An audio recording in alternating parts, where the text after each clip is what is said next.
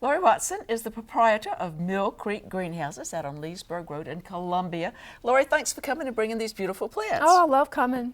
We've got a big, tall, slender, elegant plant right out there. Yes, we grew it this year. It's new to us, but it's called the Giant Summer Hyacinth, and it blooms. It's supposed to bloom late summer, bloom a little bit early, but it loves moist soil, can take full sun.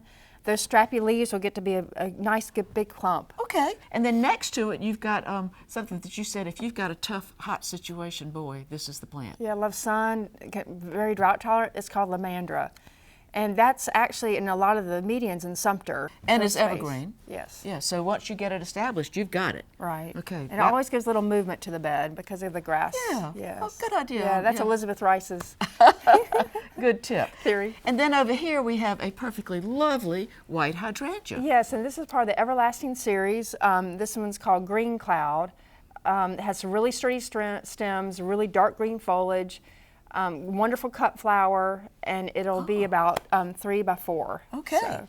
And this is one that blooms on, does it Old repeat and new bloom? wood, yes, old and new wood. So if you get a yes. harsh freeze in the winter, you're still okay. Right, You're but have on something like that, you still need to sort of take the old bloom off. Yeah. And it sort of rejuvenates it for a newer bloom. So, yeah. And then up here we have a very unusual Rose of Yes. Sharon. It's called Little Kim, and it's a dwarf version. It only gets about 3 to 4 feet tall. Which is nice because It so many of the is. old ones are Get too tall. big for modern yards. Yes. But look how charming that flower It's is. very pretty. That little center is gorgeous. And those are flowers that are plants that are pretty carefree once established. Yes. Yeah, and we turned around one day and it was blooming.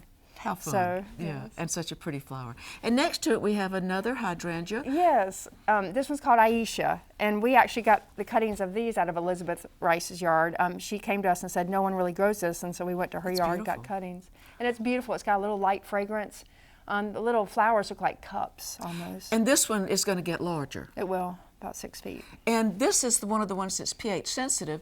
I have one that's it's blue because my yard is more acidic, which is fun. I think it's nice to have that. Oh yeah. You can have one of each if you're Yes. if you're good about controlling the pH. And then what a workhorse! Yes, good old it is, Vinca. and we grow all the colors. We love the uprights, the trailers. It'll go through, gosh, Thanksgiving. Yeah, and Vinca is just once you got it established, you're going to have color, which is really delightful. Yes, and it will reseed.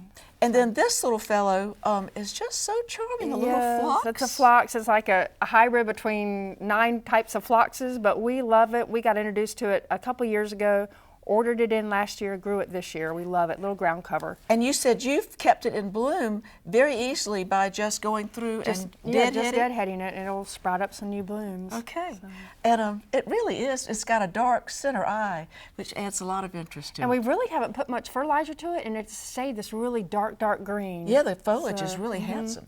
And then here we have another hydrangea that you said has great reblooming power. It's called a hydrangea serrata. It's the mountain hydrangea, and it's called the Tough Stuff Aha. And I guess you would think, aha, it's blooming again. Yeah, oh, what fun. And you said that this one is going to just stay wonderfully compact and full. Yes, full 3 by 3, good pot plant, good pot hydrangea. The leaves might be a little bit more serrated than your regular baby.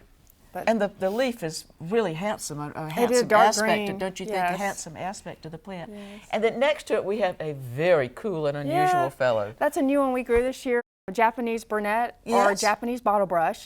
It likes moist soil too, but it can be middle of the flower bed, blooms pink, really a darker pink. I think the heat sort of got to it this year and the color sort of dwindled a little bit.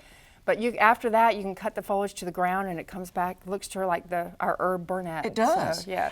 And you said that's nice because if it starts to look a little faded, just cut it back and you'll have brand new, really foliage. Handsome green, unusual foliage. Yeah, because it was really pretty right before it bloomed. Now it's putting all its energy into its bloom, but yeah, the foliage is really pretty. Well, I think it's a really fascinating plant. Yeah. It's always fun to have something new. It is. Well, we thank you, Lori Watson, for coming and bringing these beautiful plants from Mill Creek Greenhouses out on Leesburg Road in Columbia. Thank you.